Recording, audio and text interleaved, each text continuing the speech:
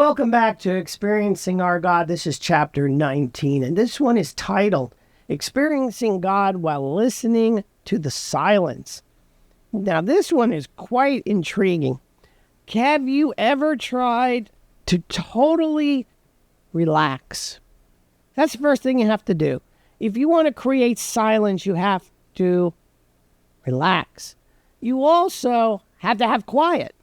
Now, you might need something to help get you into that relaxed state. And I learned back in the 1980s from a wonderful, wonderful lady how to do self-hypnosis and regular hypnosis too. Now, I never got certified in it. She was. And I mainly use it for me and a few family members here and there. But I do have an exercise that I've recorded that if I want to feel relaxed because I feel a little tension and whatever, that I can play that exercise and it helps. But at the end of the exercise, it says, and now you're going to have quiet time. If you cannot quiet your mind, if you're always thinking about work or finances or whatever, you're not going to silence your mind.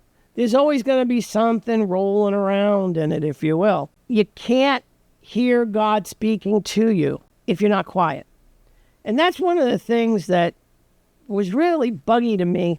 And in several of the churches I was in, I said at the end of the community prayer time, if you will, which mainly meant I was saying words and everybody else was, I don't know what they were doing half the time. And I would say, here's a couple minutes of silence for you to just listen for God's voice. Don't say anything, just listen. And I put a timer up on the video screens because, man, after 10 or 15 seconds, you just saw people open their eyes, rolling around and like fidgeting. Oh, they didn't know what to do. Silence is not something we have a lot of today.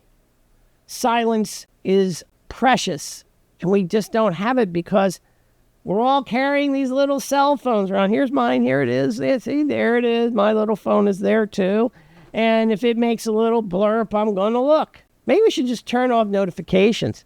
Be neat if you had a program. Actually, I did have a program where I could have set it so when I'm in the church, that's a location, it goes silent.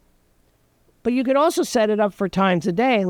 Let's say from 9 to 9:30, no notifications, so the phone's not going to bother you.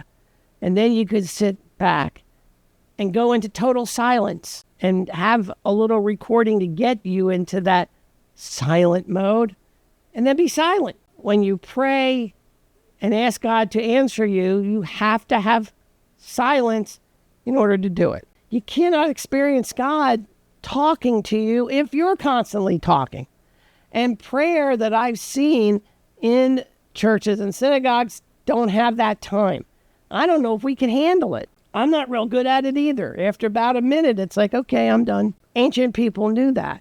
The words that become prayer in Aramaic and Hebrew come from the root to be silent, to be quiet, to also capture, more to capture. And when you think about it, when you're praying and you're looking for an answer, that means experiencing God, you're trying to capture God's voice talking to you. Well, you can't capture God's voice if you won't be quiet. So try it. After you've watched this, sit back and just say, God, I'm going to not think about anything. I'm going to quiet my mind so I can hear you. Well, I hope this message has blessed you in some way, shape, or form.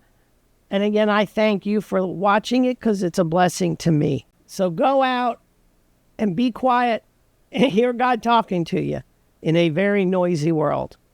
And as always, be blessed and, yes, shalom.